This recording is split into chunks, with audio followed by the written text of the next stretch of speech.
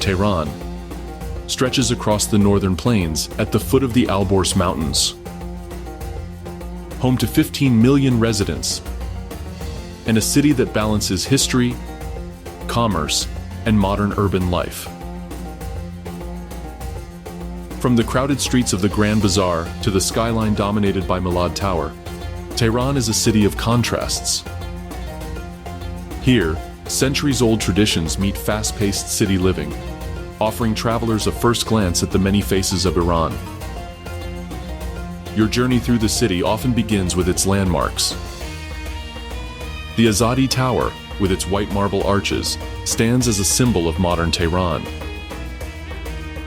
Its geometric design reflects the aspirations of the mid-20th century, while the surrounding square hosts cultural events and public gatherings.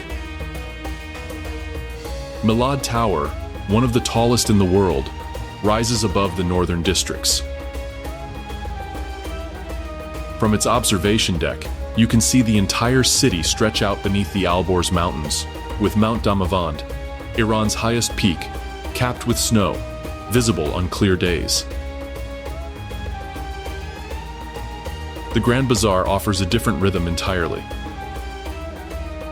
Strolling through its labyrinthine alleys, you encounter merchants selling spices, Persian carpets, and traditional sweets. The aroma of saffron mingles with the scent of freshly baked bread. Local shoppers move deliberately, haggling in measured tones, while tourists navigate the same paths with cameras ready. It is not a place of quiet observation. The bazaar is alive, a working city within the city, reflecting centuries of commerce. Modern Tehran appears in unexpected corners. Cafes in northern neighborhoods are filled with young people sipping espresso, laptops open, conversations overlapping in Farsi, English, and sometimes French. Contemporary galleries display works by Iranian artists, while rooftop terraces provide panoramic views, especially at sunset. The Tabiat Bridge, a pedestrian overpass connecting two parks, becomes a gathering point as daylight fades. Families, students, and cyclists stop to watch the skyline shift from silver to gold. The mountains catching the last light while the city below begins to glow with street lights. For travelers, navigating Tehran requires practical awareness. The metro is efficient and affordable, connecting major districts quickly, but it is crowded during rush hours. Taxis and ride-hailing apps provide flexibility, though traffic congestion is common, especially on the main arteries leading north. Tehran sits at an altitude of approximately 1,200 meters, so winter brings cold mornings and occasional snow, particularly in the northern neighborhoods. Summers are hot and dry, with the city's heat concentrated in asphalt streets and bustling squares. Dress codes and public behavior reflect local customs. Modest attire is expected, and public displays of affection are limited, while hospitality and politeness remain central to interactions. Beyond logistics, Tehran's character emerges through observation. Early mornings reveal workers setting up markets, street vendors selling fresh fruit, and the city's mosques opening for prayers. Evenings bring music from cafes, children playing in small squares, and families walking along the tree-lined avenues. From north to south, Tehran changes dramatically. High-rise apartments sit next to older residential districts, and urban parks offer a sudden pause from the city's constant motion. Tehran introduces travelers to Iran's broader contrasts. Here, modernity and tradition exist side by side. ancient customs persist even as technology and commerce push the city forward. The mountains frame the city physically and symbolically, reminding visitors that beneath the urban expanse, nature remains close, shaping life in subtle ways. Observing Tehran from a rooftop, walking through its crowded streets, or crossing the Tabiat Bridge at dusk, the first impression of Iran becomes clear. It is a nation of layered experiences, where past and present coexist in the same space. And every street, tower, and marketplace tells a story of continuity and change. In the heart of Tehran's historic center, Golistan Palace stands as a testament to the Qajar dynasty's ambition and artistry. Designated a UNESCO World Heritage Site, the complex is a blend of Persian tradition and European influence, representing a period when Iran was negotiating modernization while holding on to centuries of royal heritage. For visitors, Golistan is both a museum and an experience, a place where history is tangible in every hall and garden. The palace complex spreads across several courtyards, each with its own architectural language.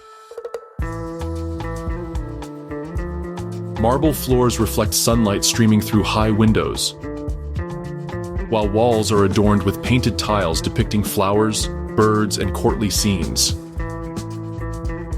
Visitors entering the marble throne room are immediately struck by the scale of the space. Massive mirrors cover the walls, catching the glow of crystal chandeliers and multiplying it across the room.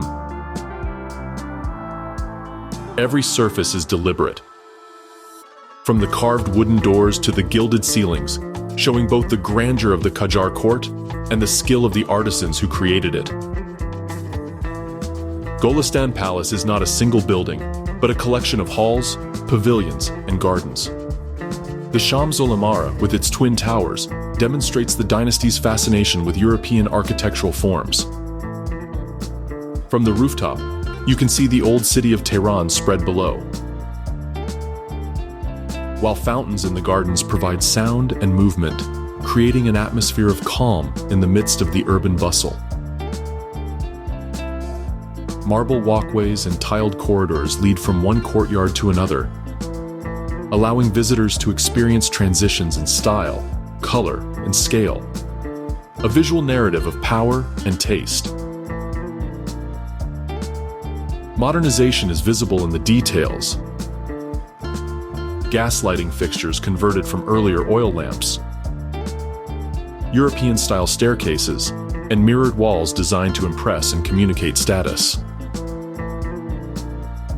Yet the palace never loses its Persian identity.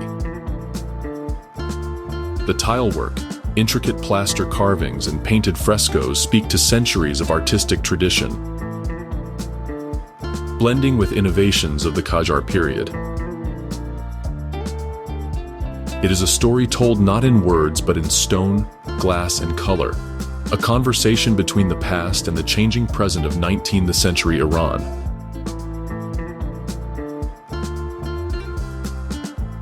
For travelers, the museum offers practical details alongside its aesthetic appeal.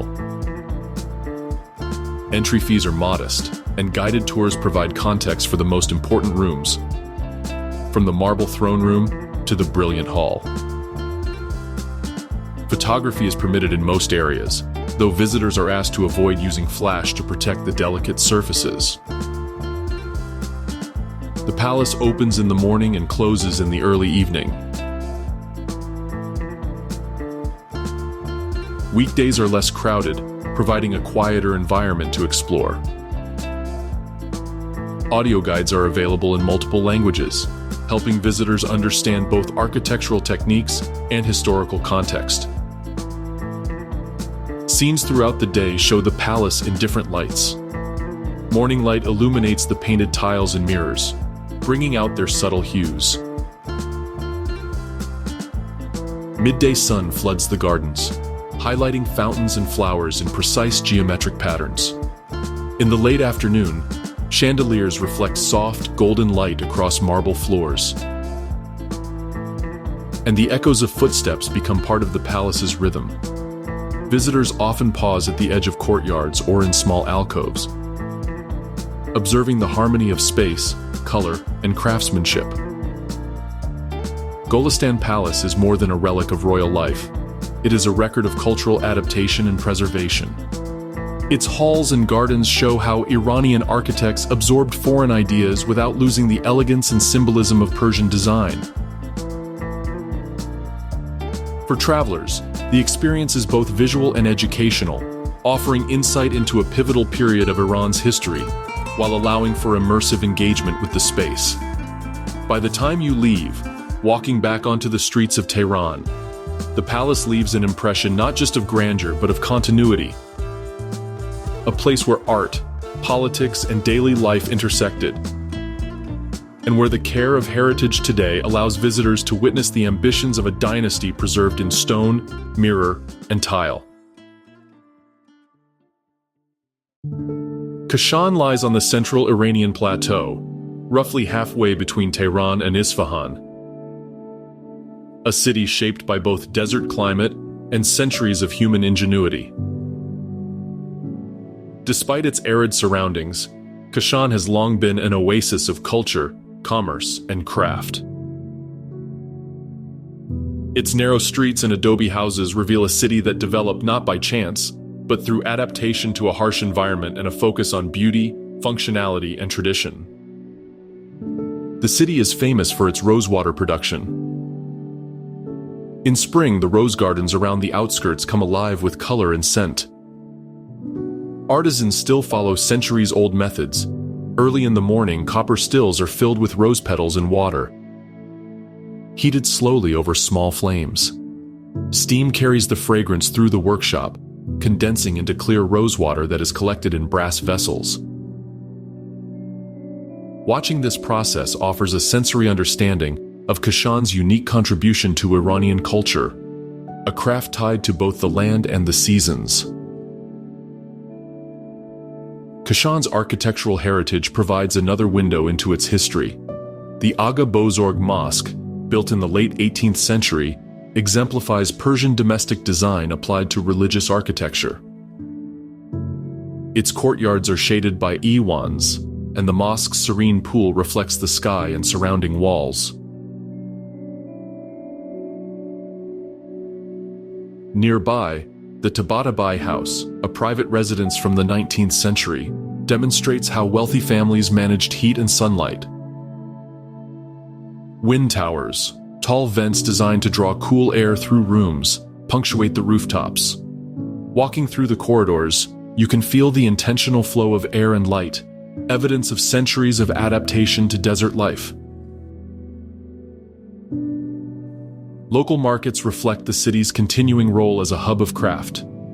In the bazaar, copperware glints in the sun, and merchants display hand-woven carpets patterned with Kashan's traditional designs. Spices, dried fruits, and ceramics line narrow alleyways, while visitors and locals move among the stalls, negotiating prices in familiar rhythms. The sounds of the city, hammering on copper, the shuffle of feet on stone floors, the faint scent of rosewater, create a layered experience that blends commerce, craft, and daily life. For travelers, practical tips are essential. Kashan's center is compact, allowing most landmarks to be explored on foot. The best time to visit is early spring, when the rose gardens bloom and temperatures are mild.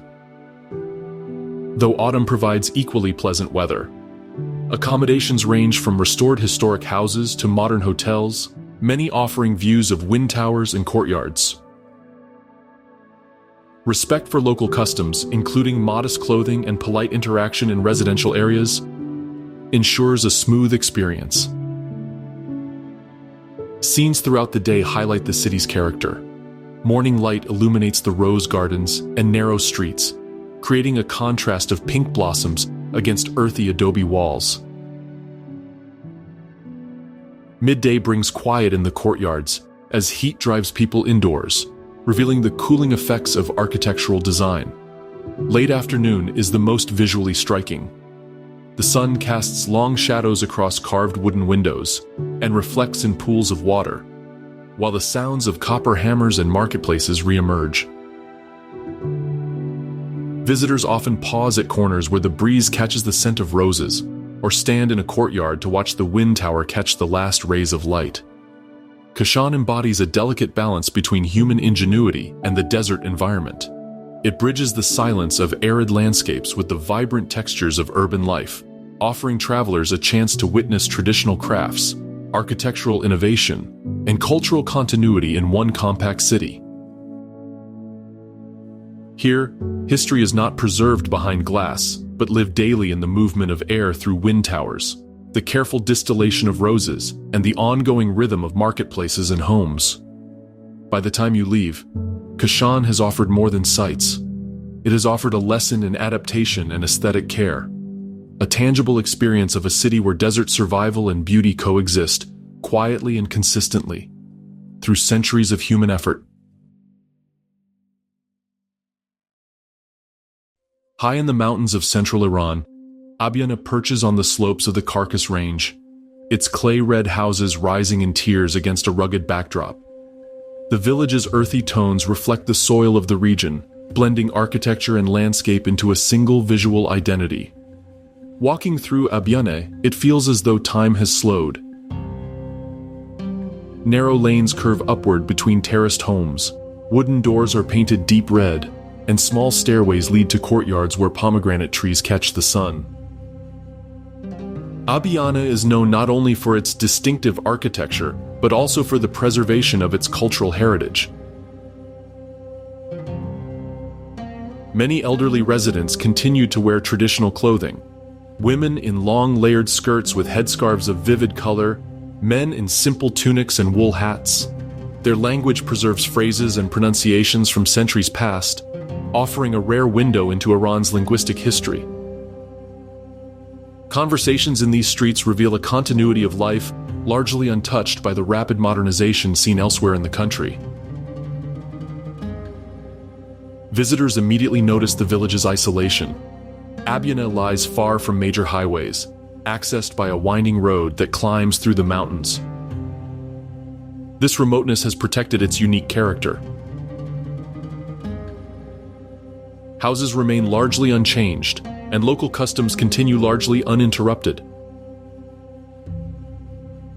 Many homes still use traditional methods for heating and cooking, and agricultural terraces surrounding the village are carefully maintained, producing fruits and grains in a climate that demands attention to detail and adaptation. Scenes throughout the village are rich with texture and movement. In the morning, sunlight glances off clay walls, illuminating the stepped streets and small fountains tucked into corners. Artisans hang carpets and textiles in doorways to dry in the sun. Children play along narrow alleys, their laughter echoing off stone steps. In one courtyard, villagers share dried fruits and nuts with visitors, smiling and inviting conversation despite language barriers. Moments like these reveal the human side of cultural preservation. Hospitality and pride in identity are as integral to Abyana as its architecture. The streets themselves tell a story. Wooden shutters swing open to reveal interiors filled with handmade rugs, copper cookware, and hand-carved furniture. Roof terraces offer sweeping views of the valley below, dotted with small farms and patches of pomegranate and walnut trees. Every corner reveals attention to practical design, from channels that direct rainwater through the village to narrow passages that provide shade and protection from the wind.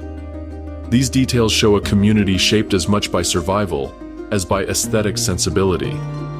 For travelers, Abyana is both a visual and experiential journey. Walking its lanes requires sturdy shoes, a readiness to climb, and respect for local customs. Photography is welcome, though visitors are encouraged to ask before entering private courtyards or homes. The village is particularly striking in autumn, when sunlight accentuates the red clay and fruit trees display fiery hues, and in spring, when wildflowers dot the hillsides. Abyana's enduring charm lies in the persistence of its identity. Despite outside influence, the village continues to function as it has for generations, blending practical living with rich cultural expression. From the clay walls to the spoken dialect, from terraced farms to communal courtyards, Abiana demonstrates how tradition can coexist with the inevitability of change. By the time you descend the mountain road, leaving red rooftops and stone alleys behind, the experience lingers. A village where architecture, culture, and daily life form a cohesive living tableau, and where the careful preservation of identity offers a tangible connection to Iran's past and the present day. Isfahan, often referred to as Nesfe Jahan, or half the world, is a city that embodies both the grandeur of Persian history and the rhythms of contemporary life. Located in central Iran, it was the capital of the Safavid dynasty in the 16th and 17th centuries, and became a hub of politics, culture, and architecture. Walking through Isfahan today, travelers encounter a city where monumental history meets daily life in seamless layers.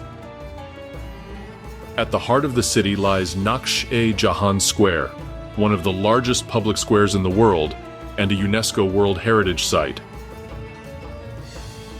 Its scale is immediately evident. The square stretches over 500 meters from north to south and is flanked by some of the most iconic structures in Iran. The Imam Mosque, with its soaring turquoise dome, captures light in ways that change throughout the day, while intricate geometric tilework covers its walls and arches, demonstrating the precision and artistry of Safavid craftsmen.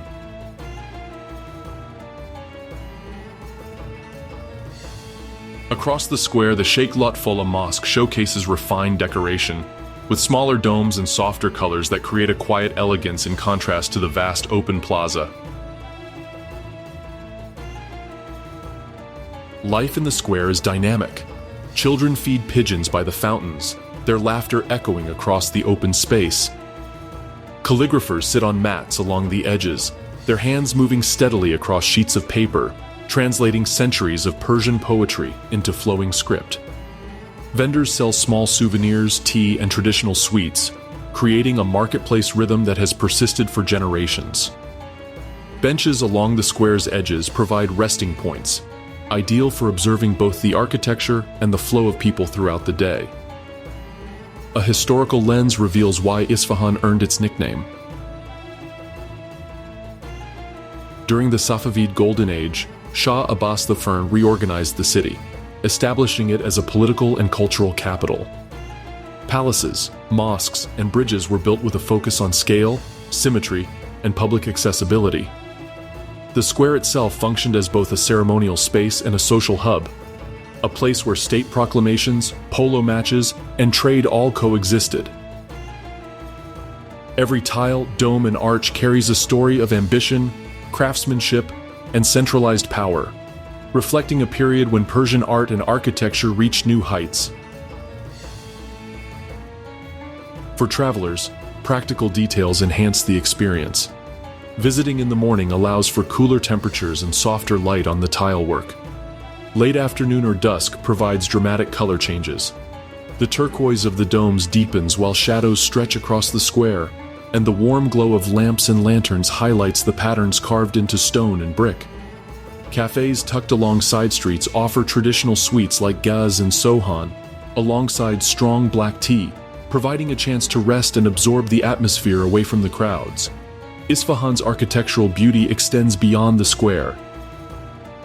The Poli Kaju and Siosepol bridges over the Zayandeh River are spaces where locals gather in the evening. Their arches reflect in the water, creating a visual echo of the city's elegance.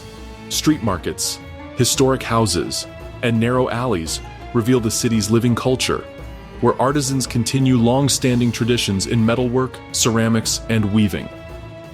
Standing in Naksh-e-Jahan Square at dusk, the city offers a rare visual experience. The deepening blue of the mosque domes contrasts with the golden glow of lamps and reflected sunlight, while the square itself hums with movement, children chasing pigeons, couples walking hand in hand, and vendors packing up for the evening. This combination of scale, history, and daily life captures why Isfahan is considered half the world. A city whose grandeur and human intimacy exist side by side, offering visitors both the majesty of the past and the vitality of the present.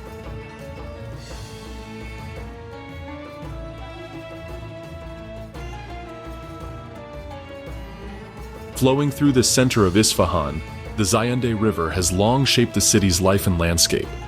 Its historic bridges are more than functional structures. They are meeting points, performance spaces, and living symbols of Persian engineering.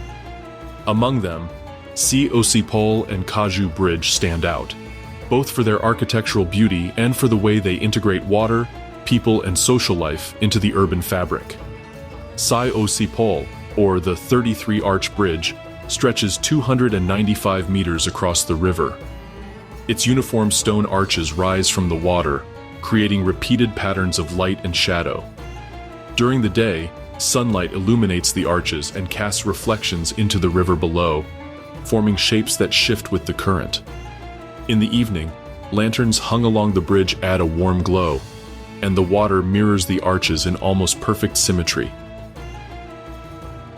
Walking across it, visitors hear footsteps echoing in rhythm, sometimes joined by the soft sounds of music from musicians performing along the walkway. Kaju Bridge, slightly downstream, serves both as a bridge and a dam. Its lower arches channel water, regulating flow, while the upper terrace provides space for pedestrians. In cooler months, water gushes steadily beneath the bridge. In the hot, dry summer, sections of the riverbed can run low, revealing the stone foundations and changing the character of the reflections above.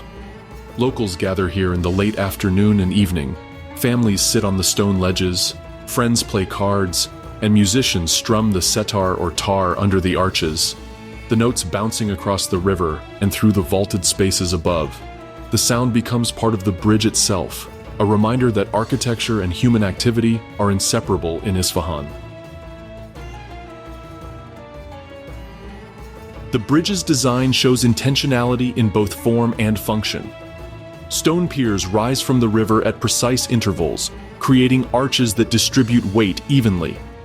The central terraces offer gathering spaces, while smaller niches along the sides provide places for quiet observation.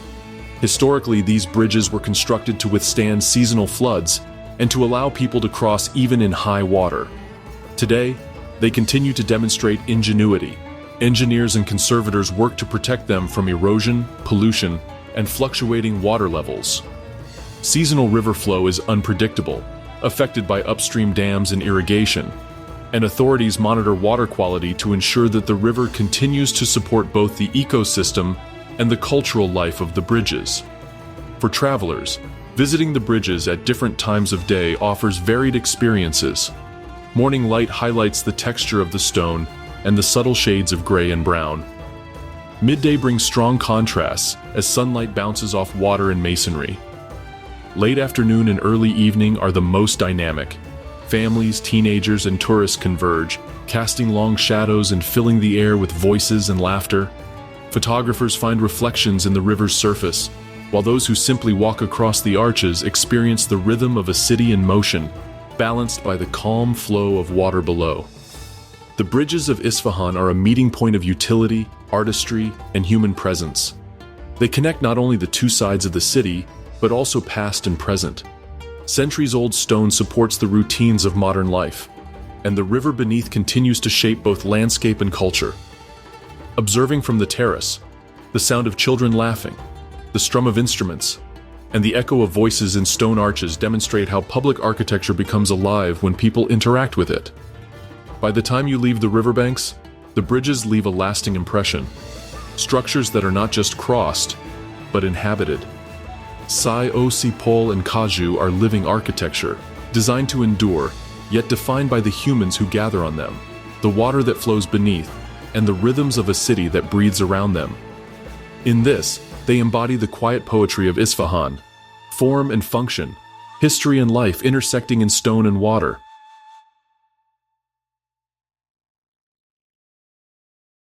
In the heart of Iran's central desert, Yazd rises like a city shaped entirely by the demands of survival. Its mud brick houses stretch across the arid landscape, their warm ochre tones blending with the surrounding sand. Recognized as a UNESCO World Heritage Site, Yazd is not only an architectural marvel, but also a living example of 4 millennia of adaptation to extreme desert conditions.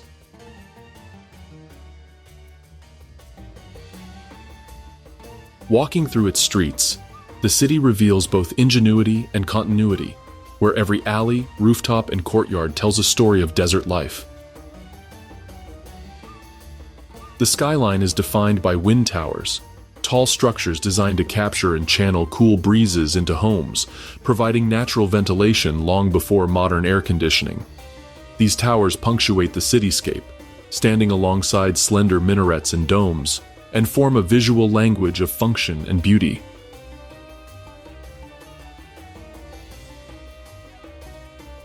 The city's mud brick houses are often several stories tall, with thick walls that keep interiors cool during scorching summer days and warm through cold desert nights. Narrow alleys create shaded passages, allowing residents and visitors alike to move through the city in relative comfort. Yazd is also a center of Zoroastrian heritage. Fire temples still operate here, the most famous being the Atash Kadeh, where a fire has burned continuously for centuries. This sacred presence adds a layer of spiritual continuity to the city, marking it as a place where ancient religious practices survive alongside daily life. Walking past these temples, you can see worshippers entering quietly, leaving small offerings, and maintaining rituals that have persisted through centuries. One of Yazd's most remarkable engineering achievements is the Qanat system, an underground network of channels that transports water from distant mountain aquifers into the city and surrounding farmlands. Qanats are a lifeline, ensuring irrigation, drinking water, and even cooling in summer. Walking through the city, one can glimpse vertical shafts and small openings that reveal this hidden infrastructure, a silent testament to centuries of planning and adaptation in one of the harshest climates in the world.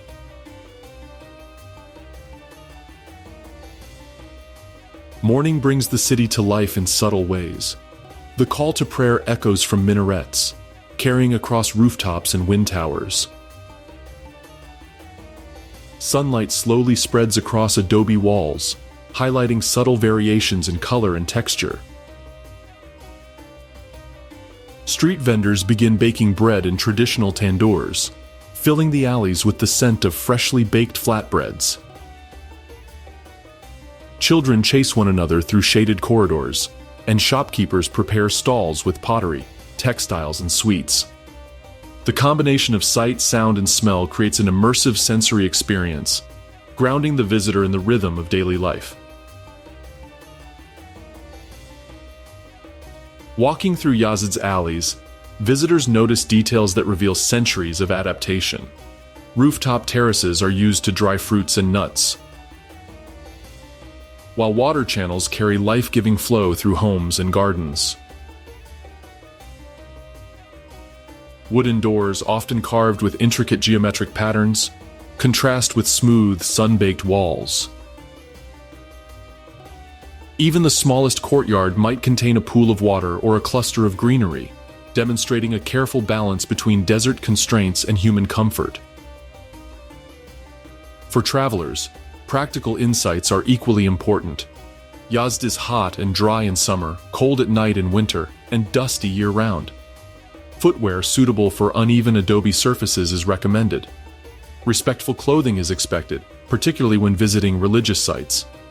Exploring the old city on foot offers the richest experience, revealing both architectural innovation and the daily rhythms of residents who have thrived in this desert environment for generations.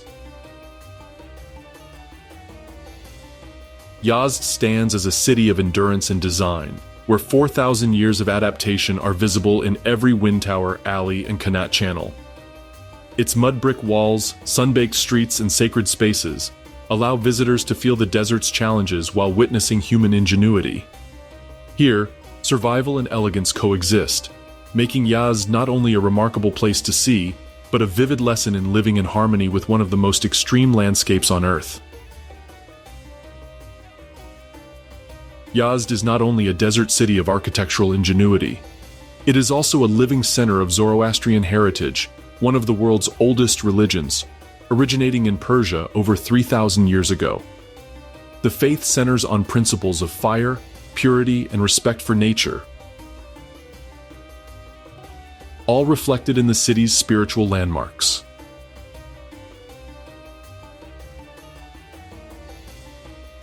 For travelers, these sites offer a unique perspective on ancient beliefs that continue to influence the culture of central Iran today. The Yazd Fire Temple is the city's most prominent Zoroastrian site. Its central fire has reportedly burned continuously for over 1,000 years, maintained with wood and ghee according to ritual protocols. Visitors entering the temple courtyard notice the low hum of prayers, the polished floors, and the respectful silence of devotees. The temple itself is modest in scale but rich in symbolism. The flame represents divine light, truth, and the continuity of life, connecting worshippers to a lineage of spiritual practice stretching back millennia. A short drive from the city leads to the Towers of Silence, located on a desert hilltop overlooking the plains. Historically, Zoroastrians conducted funerary rituals here, laying the deceased on raised platforms to be exposed to sunlight and scavenger birds. This practice reflected the religion's emphasis on purity. The earth, fire, and water must remain uncontaminated. Standing on the hilltop today, visitors can see the circular stone platforms and the open expanse of the desert, imagining the careful balance of ritual and respect for natural cycles. The experience of visiting these sites is both visual and contemplative. At sunrise, the desert casts long shadows across the towers, the cool morning air contrasting with the sun-warmed stone. Wind moves through the open platforms, carrying a sense of isolation and timelessness. At the fire temple, sunlight illuminates the polished copper fire altar, and the smell of incense and ghee lingers faintly in the air. Small details, carved symbols, stone steps, and shaded courtyards provide tangible connections to centuries of tradition, emphasizing continuity and reverence rather than spectacle. For travelers, approaching these places requires awareness and respect. Photography is limited, especially within active religious spaces. Visitors are expected to dress modestly and maintain quiet, observing rituals without interference. Guides often explain the significance of each element. The fire represents divine light. The towers emphasize the cycle of life in harmony with nature. And the desert itself functions as a silent witness to centuries of spiritual practice. These guidelines ensure that the cultural and religious context is preserved, while allowing outsiders to engage with the history meaningfully. The Zoroastrian approach to life and death, as expressed in these landmarks, demonstrates a deep integration of belief and environment.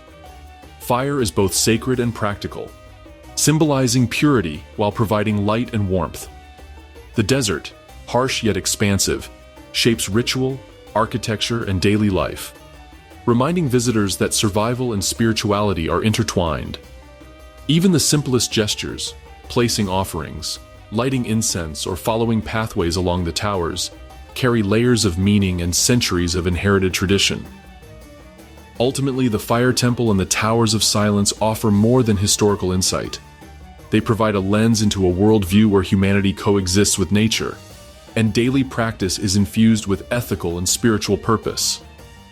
By observing the careful rituals, walking through stone courtyards, and feeling the desert wind across the hilltop, visitors gain a sense of continuity and reverence that has persisted through centuries. In Yazd, Zoroastrian heritage remains both visible and alive, a testament to the endurance of culture and belief in a landscape defined by challenge and clarity.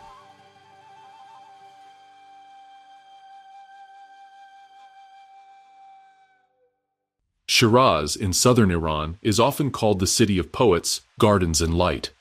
Walking through its streets, visitors quickly sense why this reputation endures. The city exudes a calm rhythm, balancing history and daily life, where fragrant gardens and historic monuments coexist with bustling bazaars and contemporary neighborhoods. Shiraz is less about grandiose scale than about intimacy, a place where culture and nature meet, and where poetry shapes the air as much as architecture. Central to Shiraz's identity are the tombs of Hafez and Saadi, two of Persia's most celebrated poets. The gardens surrounding these sites are filled with locals and tourists alike, seated on benches or mats, quietly reciting verses aloud. The scent of roses and jasmine mingles with the warm sun on stone pathways, and small fountains add a constant rhythm of water trickling over stone. Each visitor engages differently. Some read silently, others copy verses into notebooks, while children weave through the gardens, their laughter echoing against the tile walls. These spaces convey the depth of Shiraz's literary heritage, making poetry a lived experience rather than a relic of the past. Aram Garden, another iconic site, exemplifies the city's approach to landscape and design.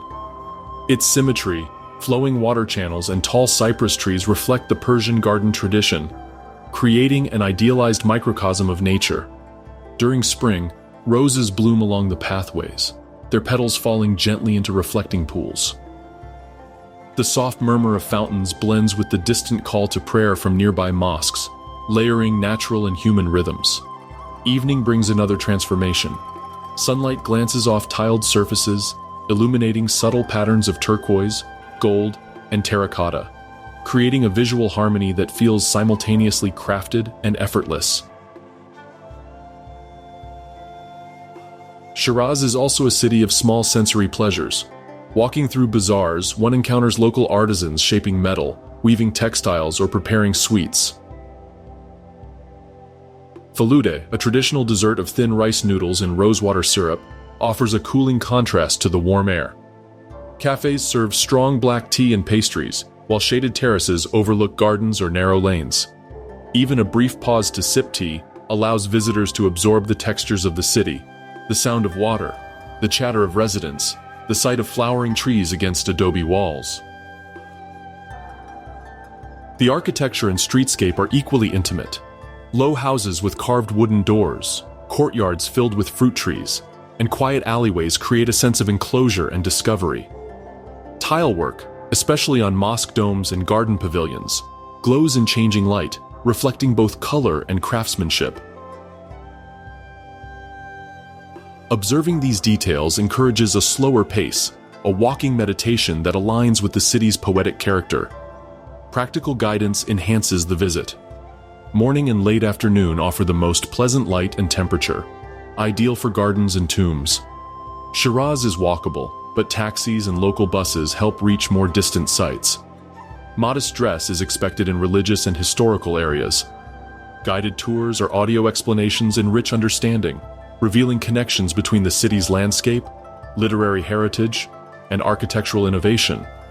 Shiraz combines poetry, sensory pleasure, and calm observation. Here, gardens, fountains, and cypress trees provide more than beauty. They frame human experience, inviting contemplation and interaction. Standing in the shade of Aram Garden or beneath the arches of Hafez's tomb, visitors feel both continuity and serenity, the city's light, fragrance, and verses creating a gentle rhythm that defines Shiraz. In this garden city, history is not frozen. It is present in movement, scent, and sound, offering travelers a deeply human and enduring sense of place. Persepolis, located near modern Shiraz, was the ceremonial capital of the Achaemenid Empire, founded by Darius I around 518 BCE. Even in ruins, the site communicates the scale and sophistication of one of history's greatest empires.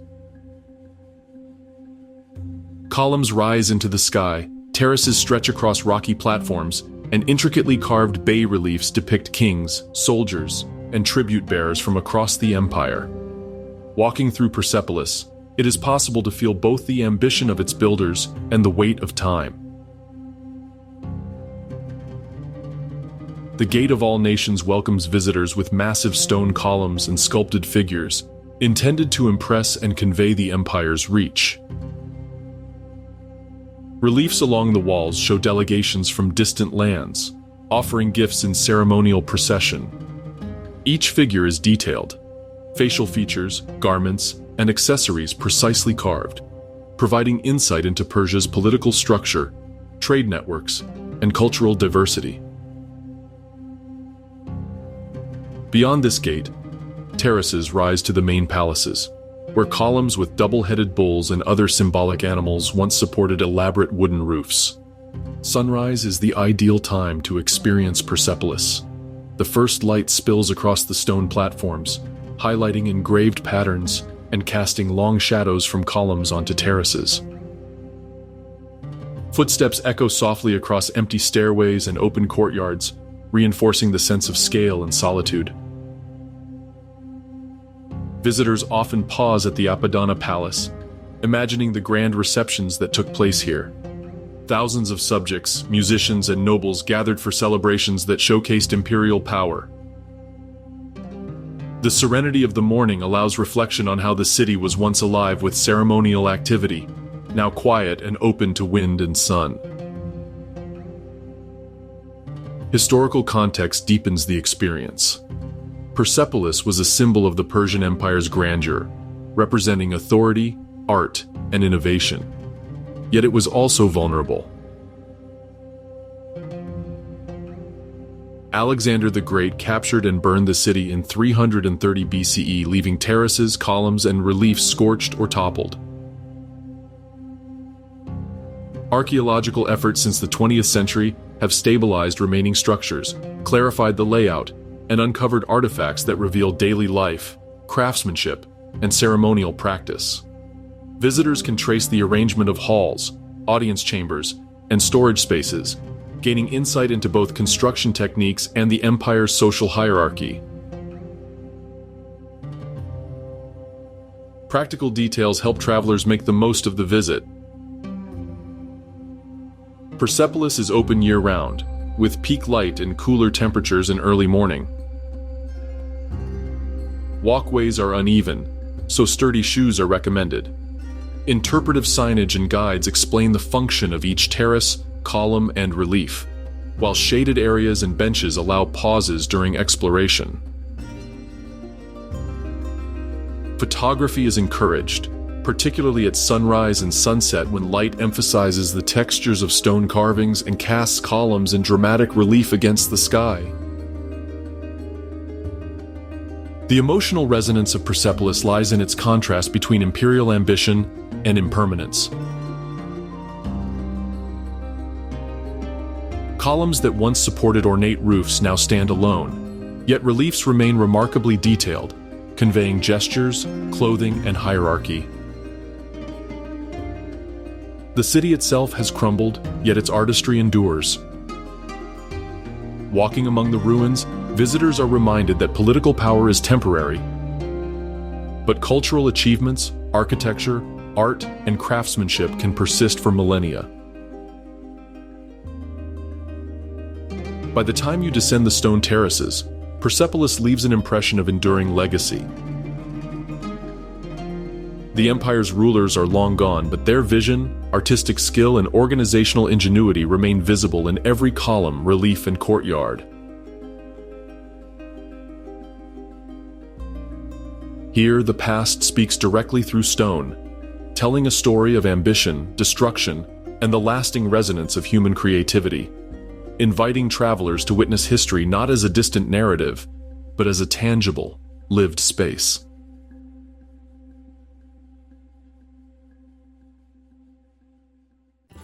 Across the rugged mountains and rolling plains of Iran, the Qashqai and Bakhtiari tribes maintain a way of life shaped by centuries of mobility, craft, and community. Their seasonal migrations, moving flocks between winter lowlands and summer pastures, are a rhythm dictated by climate, terrain, and tradition. For travelers, encountering these nomadic communities offers a vivid insight into resilience, adaptability, and the enduring bonds of family and tribe. Tents dot the landscape during migration seasons, arranged in small clusters with a careful sense of order. Within them, daily life is a blend of practical labor and cultural expression. Early mornings often begin with the sound of flocks moving along paths, the distant bleating of sheep and goats merging with the hum of conversation. Women weave carpets and textiles on portable looms, creating intricate patterns that reflect tribal identity and aesthetic tradition. Every motif, every knot, carries meaning, signaling lineage, skill, or social status, and these textiles serve both functional and cultural purposes. Cooking is communal. Over open fires, men and women prepare flatbreads, stews, and dairy-based dishes, the aroma mingling with the scent of wood smoke and fresh grass. Visitors might see the preparation of kashk, a fermented dairy product, or ash-e-dew, a yogurt soup flavored with herbs. Music and poetry accompany work. The strum of the sitar, the beat of small drums, and the chant of folk verses create a rhythm that frames daily activity. Children play games near tents, their laughter echoing across the plains, while elders supervise and offer guidance, ensuring continuity of tradition. These nomadic lifestyles are not static. Seasonal migration, known as transhumance, requires intimate knowledge of terrain, water sources, and weather patterns. Tents must be pitched and packed efficiently, flocks herded with precision, and communal decisions made collectively. The physical and social coordination needed to sustain these movements is extraordinary, reflecting resilience, flexibility, and deep intergenerational knowledge. For travelers, observing these practices provides a sense of human ingenuity applied to both survival and culture. Ethical engagement is crucial. Travelers are encouraged to visit through organized, locally guided experiences, respecting privacy and minimizing disruption. Many tribes welcome visitors during festivals or open camps, offering demonstrations of weaving, music, and cuisine. Participation should always be consensual, and gifts or purchases of handicrafts help support local communities directly. Photography is generally allowed, but asking before capturing close-up images of individuals or private spaces ensures respect for personal and cultural boundaries. The visual impression is striking. Tents pitched on sunlit slopes, flocks moving in waves across grassy plains, and weaving looms bright with color create a living tableau. Smoke rises from cooking fires, curling toward the sky, while mountains provide a constant backdrop. Visitors often pause to feel the wind across the plains, hear the overlapping voices of children, elders, and herders, and watch how human activity integrates with the natural landscape. Ultimately, the Persian nomads demonstrate how community, craft, and mobility are inseparable. Life is measured not in hours, but in seasons, in the movement of herds and the passage of the sun across hills. Observing the Qashqai and Bakhtiari, travelers encounter not only survival, but also creativity, cooperation, and enduring identity. Here, culture is not preserved in a museum but lived daily, in motion, resilient, and intimately connected to the land. Iranian cuisine is as diverse as its landscapes, reflecting the regional climates, local ingredients, and centuries of culinary tradition. From the verdant northern provinces along the Caspian Sea to the sun-scorched south and the fertile central plateau, each region offers distinctive flavors, colors, and cooking techniques. Following the Persian cuisine trail is a journey through culture as much as taste. Markets are the best place to begin. In city bazaars, piles of saffron glimmer like threads of gold, while baskets of pomegranates, dried limes, and fragrant herbs create a sensory tapestry. Spices are arranged in vibrant mounds. Turmeric, cumin, cinnamon, and sumac release scents that hint at the depth of flavor in Iranian kitchens. Visitors can watch vendors grind spices by hand, weigh nuts for sweets, or prepare dried fruit mixes, absorbing both the visual beauty and the rhythm of daily commerce. Signature dishes highlight regional specialties. In the north, herbs dominate. Gourmet sabzi, a slow-cooked stew of kidney beans, fresh herbs, and tender lamb, showcases the balance of aroma, color, and texture. Central Iran offers hearty stews and tahdig, the golden crispy layer of rice that has become an icon of Persian home cooking.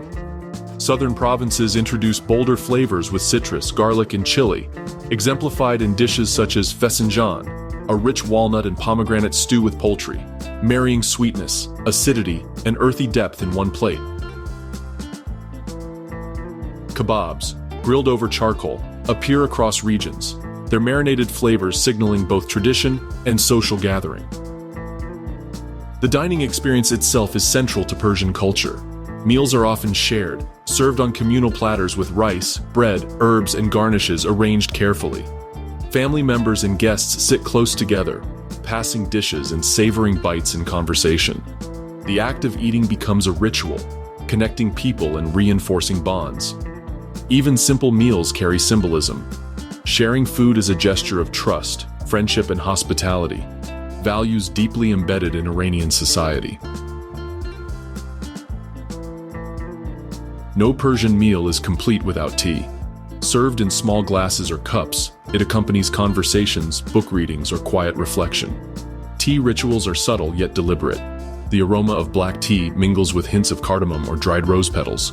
Pouring, serving, and sipping tea is a moment of pause, offering balance to the flavors of rich dishes and the movement of everyday life. In homes, tea is often accompanied by sweets like baklava, gaz, or sohan, reinforcing the combination of taste, ritual, and welcome. For travelers, engaging with Persian cuisine can be both structured and exploratory. Cooking classes, guided market tours, and home visits allow insight into ingredients, techniques, and cultural context. Observing and participating in meal preparation offers more than flavor. It reveals patterns of life, seasonal awareness, and local ingenuity. Even casual sampling at street stalls illustrates the regional diversity of spices, herbs, and cooking styles, demonstrating how geography, climate, and history converge on a plate. The Persian cuisine trail is ultimately a sensory journey. Colors, textures, aromas, and flavors intertwine, framed by communal tables, bustling markets, and fragrant tea corners. Every bite conveys centuries of adaptation, cultural exchange, and attention to detail. It is a cuisine designed to nourish both body and spirit, reflecting the rhythm of life across Iran's varied landscapes. For visitors, following this trail is an invitation not only to taste, but to experience the values, creativity, and hospitality that define Persian culture, one meal at a time.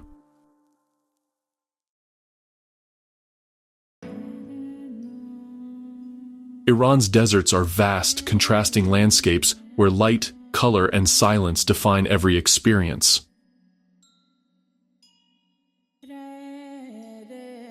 Two of the most remarkable are Dasht-e Kavir in the north-central plateau and Dasht-e-Lut in the southeast. Both present extremes of temperature, terrain, and visual drama, offering travelers a raw encounter with nature and scale. Dasht-e-Kavir, also called the Great Salt Desert, stretches across thousands of square kilometers, its surface alternating between salt flats, gravel plains, and low dunes. Sunlight transforms the salt crusts into blinding white mosaics, reflecting the sky in patterns that shift with every hour. Small shrubs and hardy grasses dot the landscape, evidence of life adapted to scarce water and extreme heat. Camel caravans and guided eco-tours allow visitors to traverse sections of the desert safely, providing context about traditional travel routes, survival techniques, and local ecology. Even a short walk over the hardened salt brings a sense of isolation and scale. The horizon seems endless, and the desert's quiet is profound, broken only by wind-shifting sand or the crunch of boots over salt. Further south, Dasht-e-Lut is a landscape of extremes. Recognized as a UNESCO World Heritage Site for its unique geology, Lut holds the record for some of the hottest surface temperatures on Earth, reaching more than 70 degrees Celsius in summer. Its kalutes, long wind-carved ridges, rise like natural fortifications, while expanses of black volcanic rock contrast sharply with light sand dunes. Mirages shimmer on the horizon, not as mystical phenomena, but as optical effects of intense heat and light. Visiting Lut requires careful planning. Temperatures dictate timing, water supply is essential, and guides provide crucial knowledge for safe exploration. Scenes in the desert combine human presence with natural spectacle. Camel caravans traverse low dunes, their movement measured and rhythmic, leaving patterned tracks that the wind slowly erases. At night, the desert transforms. The sun sets with sudden clarity, painting dunes in shades of gold and red. Stars appear with dazzling intensity in total darkness, unbroken by artificial light, allowing visitors to experience celestial panoramas rarely seen elsewhere. The combination of silence, scale, and sky creates an emotional experience grounded in observation, not legend. The desert impresses through reality, through extremes of heat, texture, and space. Practical insights enrich the visit. The best months to travel are late autumn through early spring, when temperatures are more moderate. Tour operators provide access to protected areas, information about geology and flora, and guidance for overnight stays in desert camps.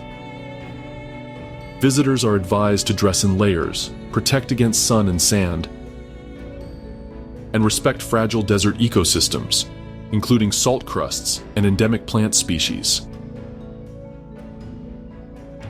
Survival knowledge, from reading terrain to rationing water, is integral to any responsible exploration. The deserts also reveal human adaptation. Historically, caravans relied on oases and natural landmarks for navigation,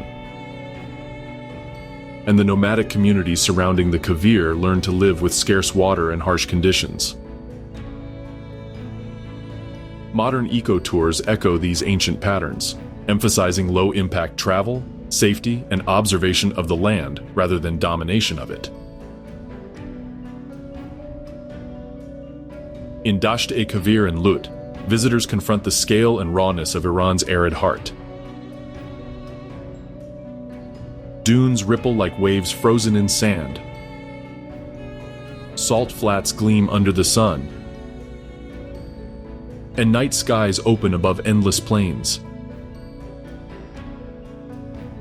Silence here is not emptiness. It is attention to detail, the wind brushing past, footsteps on sand, distant camel bells. Through careful observation, travelers understand the desert's character, austere, demanding, and visually spectacular. In these vast landscapes, Iran's deserts communicate awe not through myth, but through reality. Through the enduring light, the shifting sand, and the profound stillness that defines life in extreme conditions.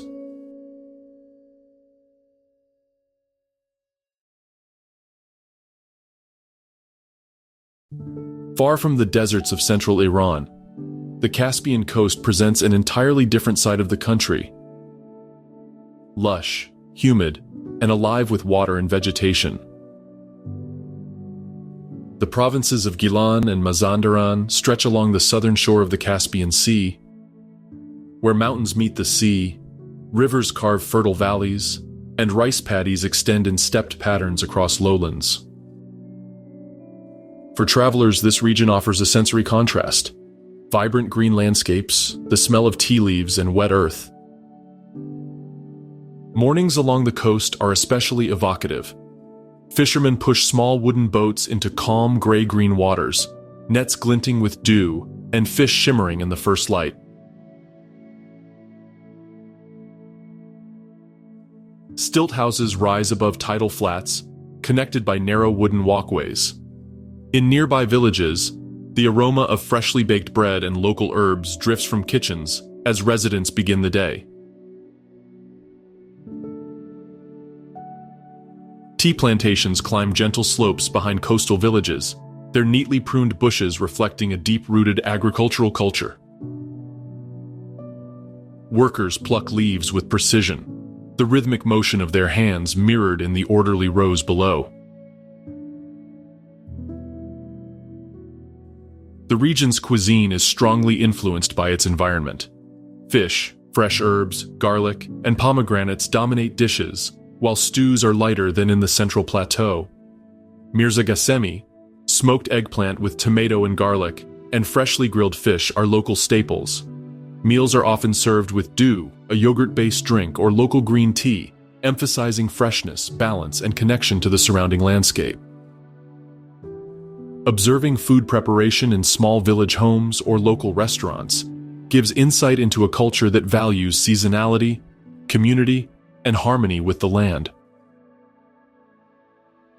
Travelers can access the Caspian coast by well-maintained roads from Tehran, a journey that moves from dry Central Plateau to mountain passes covered in forests, and finally into humid lowlands by the sea.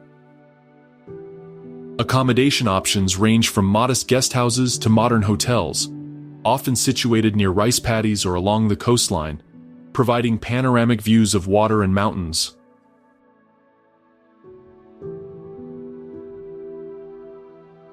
The region's climate is cooler and wetter than much of Iran, with frequent rain nourishing the dense forests and rivers. Spring and early autumn are particularly pleasant for travel, offering clear skies and comfortable temperatures. Daily life along the coast is closely tied to water. Fishing boats return with their morning catch. Farmers tend paddies, and children play along riverbanks. Tea harvests punctuate the year, with communal work fostering intergenerational knowledge. Village architecture adapts to humidity. Wooden houses raised on stilts, steep roofs, and wide verandas manage rain while creating shaded outdoor spaces. Observing these details highlights how human activity and environment are interwoven, producing both practical solutions and cultural expression. Ending a visit here reinforces a striking fact about Iran. Within a single country, one can move from scorching deserts and windswept plains to green mountains, rice paddies, and a temperate coastline in just a few days. The Caspian coast illustrates Iran's unexpected diversity, showing that the nation's landscapes are not defined by a single climate or aesthetic, but by contrasts, from arid silence to lush vitality, from sandy dunes to rolling green hills. For travelers, this region offers both visual delight and cultural immersion. Mist rising over tea plantations, wooden boats bobbing in tidal waters, and villages alive with the rhythm of sea and soil. It is a reminder that Iran's story is not uniform, but layered, revealing multiple worlds within a single journey, where mountains, deserts, and seas coexist in rich, tangible harmony. Perched near the slopes of the Isfahan Mountains, Tabriz has long served as a gateway to the Caucasus and a hub of trade, culture, and movement. Its strategic location made it a critical point along the Silk Road, connecting Persia to Anatolia, the Caucasus, and beyond. Today, the city retains a sense of constant motion. Bazaars hum with activity, streets echo with commerce, and the mix of architecture reflects centuries of cultural exchange. At the heart of the city, the Blue Mosque draws attention for its intricate tile work. Deep cobalt and turquoise tiles form geometric patterns and inscriptions, glinting in sunlight and revealing craftsmanship that has survived earthquakes, wars, and restoration efforts. Visiting the mosque, travelers notice the precision of artisans' work. Every tile, curve, and arch harmonizes with its surroundings, offering both spiritual space and a visual showcase of Tabriz's architectural legacy.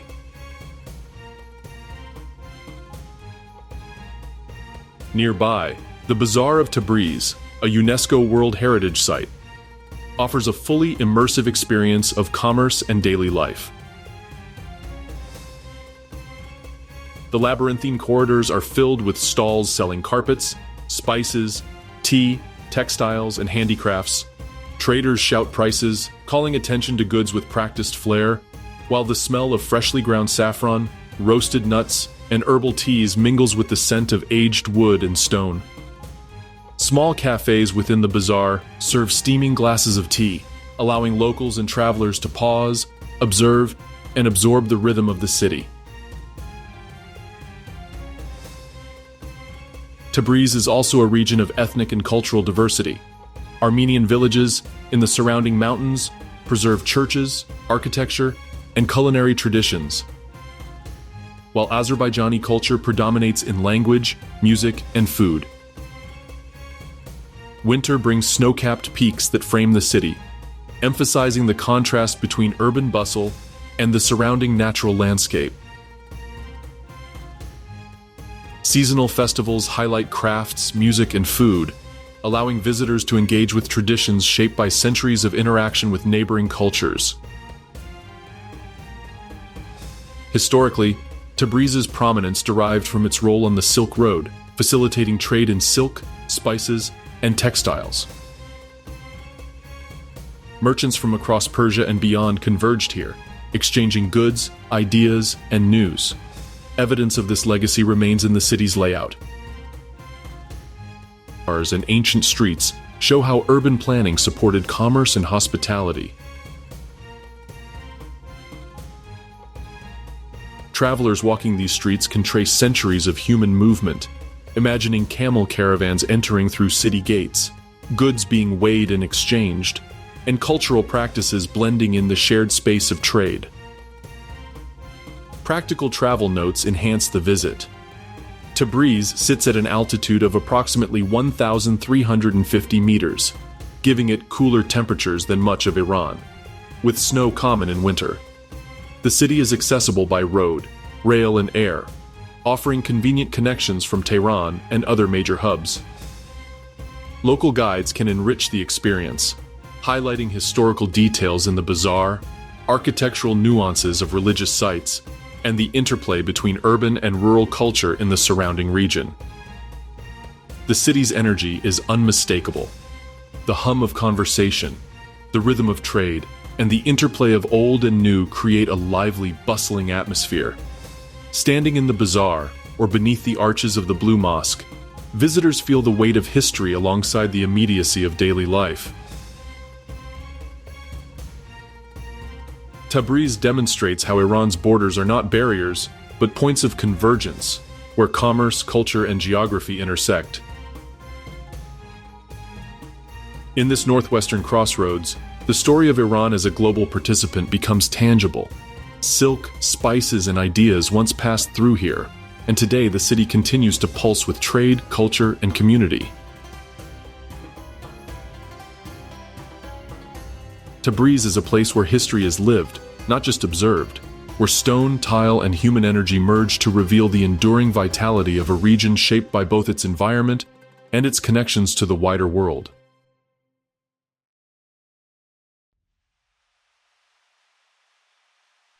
Rising to 5,610 meters, Mount Damavand is the highest peak in Iran and the tallest volcano in Asia.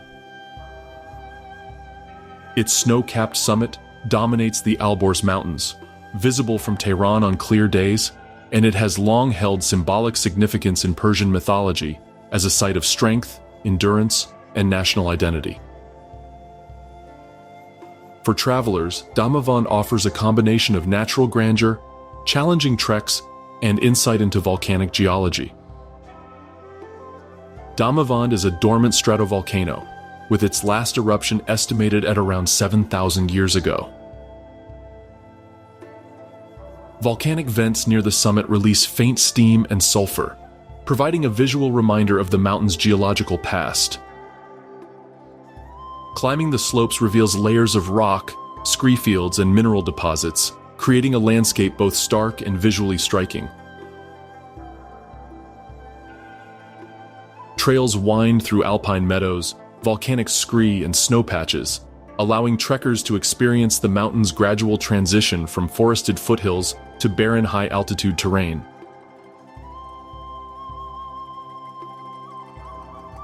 Accessibility depends on preparation. Several routes lead to the summit, most commonly via the north or south trails, with accommodations in mountain huts for overnight stays. Treks typically require 2 to 4 days, depending on pace and weather conditions. Guides and local mountaineering groups provide essential support, ensuring safe passage and knowledge about altitude, terrain, and emergency procedures. Climbers are advised to carry layered clothing, sufficient water, and equipment for snow and rock navigation, as temperatures can drop sharply even in summer. Visual experiences define the climb. Early morning light illuminates the lava slopes and snowfields, casting sharp shadows across ridges and valleys. Steam rises from fumaroles near the summit, curling into the crisp air, while birds adapted to high altitudes glide along mountain thermals. Looking downward, trekkers can see green valleys punctuated by villages, rivers, and forests, emphasizing the contrast between lowland fertility and alpine isolation. At the summit, panoramic views extend across northern Iran, the Caspian Sea in the distance, and the ridges of the Alborz stretching east and west. The physical achievement of reaching this point reinforces both scale and personal perspective. Mount Damavand is also culturally significant. In Persian literature and legend, it is referenced as a symbol of resilience, often described as the place where mythical heroes and creatures challenged fate. While its mythological associations enrich the narrative of the mountain, the documentary focus remains on observable reality. Geological features, ecological zones, and human interaction with high-altitude landscapes. Footpaths, cairns, and small shelters reveal how climbers and local communities have adapted to this environment over centuries. For practical travel planning, the best months are late spring to early autumn, when snow coverage is manageable and temperatures are relatively mild. Local tour operators provide logistical support, transportation to trailheads, and guidance on acclimatization. Visitors are encouraged to respect fragile alpine ecosystems, avoid littering, and follow marked trails to preserve the mountain's natural integrity.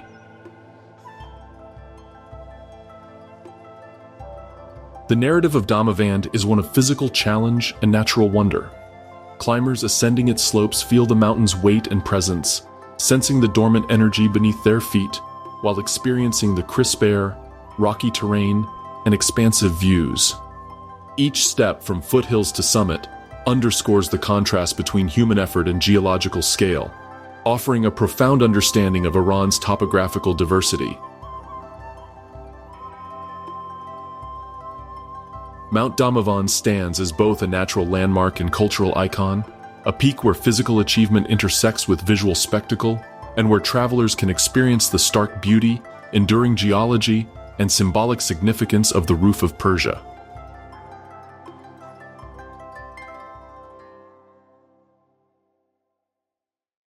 Located about 140 kilometers south of Tehran, Qom is one of Iran's most important centers of Shia Islam, both spiritually and educationally.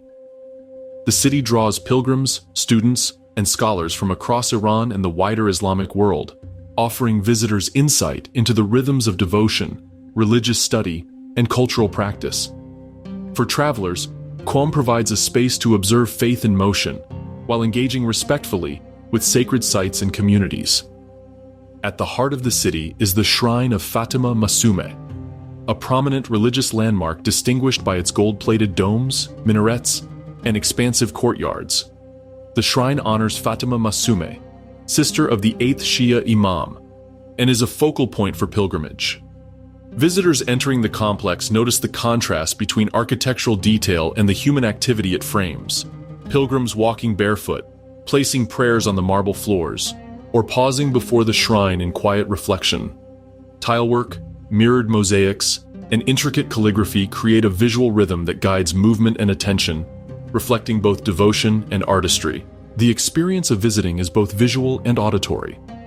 Within the courtyards and halls, the soft echo of Quranic recitation mingles with murmured prayers. Pilgrims light candles, arrange offerings of flowers, and gently touch or kiss shrine surfaces as acts of reverence. These gestures unfold quietly yet continuously, creating a living tableau of faith and human connection. Observing these moments allows travelers to appreciate the depth and nuance of religious practice, without interpretation or judgment, emphasizing presence over explanation. Practical guidance is essential for respectful engagement. Visitors are expected to dress modestly, with women covering hair and shoulders, and men wearing long pants and sleeves. Gender-specific areas exist in many parts of the shrine, and signage or staff can clarify access rules. Photography is permitted in some courtyards but prohibited in sensitive areas, particularly near worshippers. Maintaining silence, avoiding intrusive behavior, and following local guidance ensures both safety and respect for ongoing rituals. Beyond the shrine, Qom is also a city of study and scholarship. Numerous madrasas and religious schools populate the streets, their courtyards and lecture halls offering insight into the city's role as a center for Shia education. Bookshops line narrow lanes, selling religious texts, commentaries, and devotional items.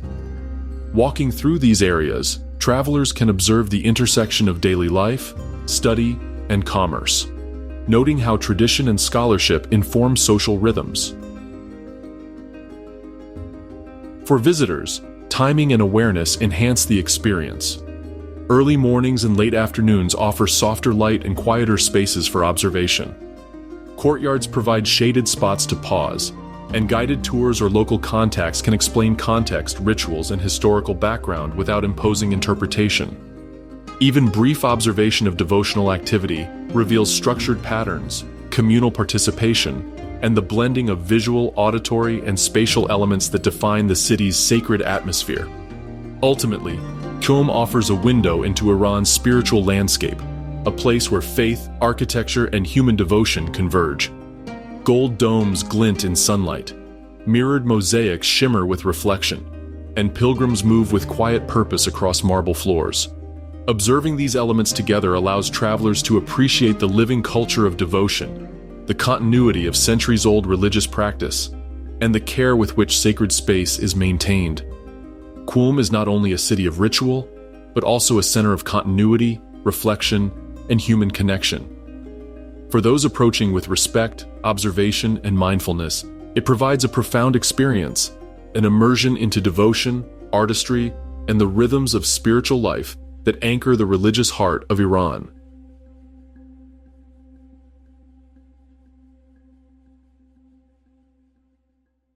In southeastern Iran, the city of Kerman opens onto the vast plains of Kerman province. And nearby, the Argi Bam, the largest adobe citadel in the world, rises from the desert as a testament to history, resilience, and human ingenuity. Built centuries ago, the citadel served as both a fortress and a city, a hub on trade routes, connecting Persia to Central Asia and the Indian subcontinent. Today, it tells a story of grandeur, devastation, and careful reconstruction. Argi Bam is composed of massive mud brick walls, towers, and fortified residential complexes, all designed to withstand both climate extremes and historical threats. Walking through the main gate, visitors are struck by the scale. Defensive walls stretch across the horizon, towers punctuate the skyline, and the layout of streets, markets, and houses suggests a well-planned urban structure. Adobe, the primary construction material, absorbs heat by day and releases it at night, illustrating the combination of practicality and local knowledge in traditional Persian architecture. The citadel also carries a story of catastrophe and resilience. In 2003, a devastating earthquake reduced much of Argi Bam to rubble. The walls crumbled, towers collapsed, and homes were destroyed, leaving only fragments of the once grand complex. Today, reconstruction efforts have stabilized the site and partially restored walls, gates, and courtyards. Craftsmen can often be seen applying fresh mud layers to towers, smoothing adobe surfaces, and carefully replicating traditional techniques, offering visitors a vivid sense of human effort and continuity. Children sometimes run through restored courtyards, their laughter a reminder that life continues even amidst ruins. Visual experiences here are striking. From elevated vantage points, the citadel emerges against the desert horizon, its ochre walls contrasting with the blue sky. Sunlight casts long shadows across streets, emphasizing architectural detail and the texture of adobe. Close up, the walls reveal patterns of brickwork, subtle repairs, and centuries of wear, each element offering clues about construction methods, urban planning, and the adaptation of architecture to climate. Context enriches the visit. Arghibam was once a key Silk Road crossroads, connecting traders and travelers from Persia, India, and beyond. Markets, caravanserais, and residential quarters allowed the exchange of goods, ideas, and culture, while the fortress provided security. Understanding this history gives visitors perspective on the citadel's layout and the importance of regional trade networks in shaping urban life. Practical travel details help maximize the experience. Kerman is accessible by road and air, with guided tours providing insight into Arghibam's history and ongoing preservation efforts. The desert climate means mornings and evenings are most comfortable for exploration, while midday sun can be intense. Footwear suitable for uneven surfaces is recommended, as is water for longer walks. Visitors are encouraged to observe reconstruction work respectfully, acknowledging the ongoing labor that allows the site to remain a living monument rather than a static ruin. The emotional tone of the visit combines awe and hope. The citadel demonstrates the scale and sophistication of Persian desert architecture, the fragility of human creations, and the determination to restore cultural heritage. Standing atop a restored tower, looking across streets and courtyards, travelers can appreciate both the historical significance and the human effort that sustains memory. Arghibam is not just a relic of the past, it is a symbol of endurance, adaptation, and the capacity of communities to rebuild. Through adobe walls, reconstructed towers, and desert landscapes, visitors encounter the intersection of history, architecture, and resilience, a vivid reminder that culture persists even when challenged by natural forces. Iran's southern coast opens onto a collection of islands in the Persian Gulf, each with unique geography, culture, and ecology. Among them, Keshem and Hormuz stand out for their colorful landscapes, local communities, and growing ecotourism initiatives. Visiting these islands provides a chance to experience maritime life, geological wonders, and traditions preserved in relative isolation. Keshem, the larger of the two islands, is known for its geological diversity. Salt caves, volcanic formations, and mangrove forests reveal layers of natural history. Walking along the Hara mangroves, visitors can see intricate root systems rising from tidal waters, birds nesting in dense foliage, and fishermen navigating shallow channels. The landscape is quiet, but alive. Water ripples against roots, small boats glide by, and the smell of brackish water mixes with coastal vegetation. Local guides explain both ecological importance and sustainable tourism practices, emphasizing how communities balance livelihood with conservation. Hormuz Island is immediately striking for its red beaches and colorful cliffs. Iron-rich soil creates landscapes that shift from deep red to orange and ochre under sunlight. Hiking across the Rainbow Valley or along coastal cliffs, travelers witness an almost painterly palette of colors, contrasted against turquoise waters. Small villages dot the interior, where local women sometimes apply Bandari face masks made of clay and natural minerals, both for sun protection and cultural tradition. The act is visually distinctive and immediately connects visitors to everyday life on the island. Scenes along the coasts reinforce the connection between humans and sea. Fishermen paint their boats in vibrant colors, preparing nets and checking catches early in the morning. Market stalls display fish, dried shrimp, and handmade crafts, allowing visitors to observe commerce that has remained largely unchanged for generations.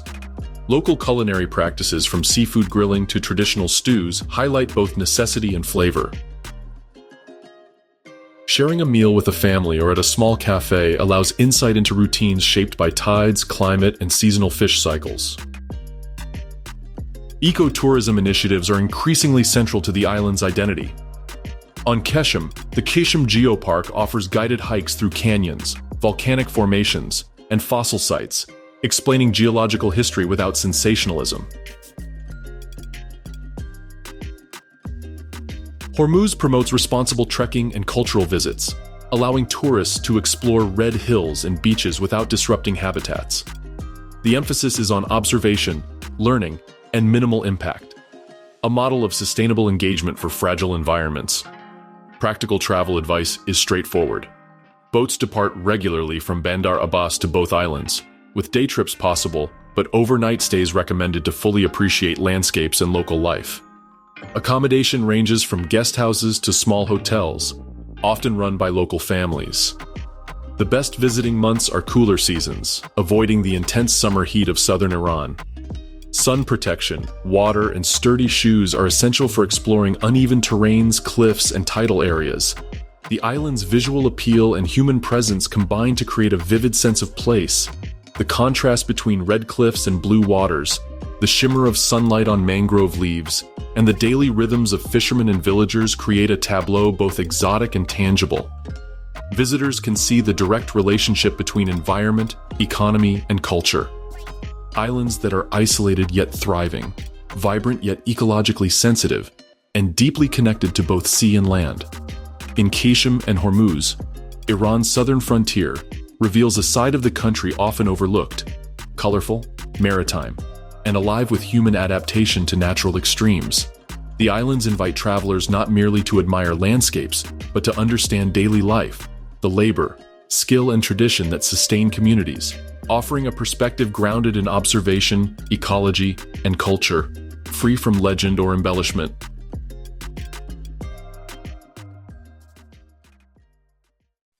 Iran unfolds as a country of contrasts, each landscape revealing a different facet of its enduring character. From the blinding salt flats of Dasht-i-Kavir to the snow-capped peak of Mount Damavand, from the turquoise domes of Isfahan to the red cliffs of Hormuz, every scene offers a vivid, tangible experience. In the Caspian forests, sunlight filters through dense foliage onto tea plantations. In the southern deserts, golden dunes ripple under an unbroken sky. Urban centers pulse with life. Tehran's metro crowds, Tabriz's bustling bazaars, Shiraz's gardens scented with roses. Together, these visuals form a mosaic of natural and human vitality. Beyond landscapes, the heart of Iran is its people. Travelers encounter smiles exchanged over cups of tea, the careful presentation of shared meals, and gestures of hospitality that bridge language and culture.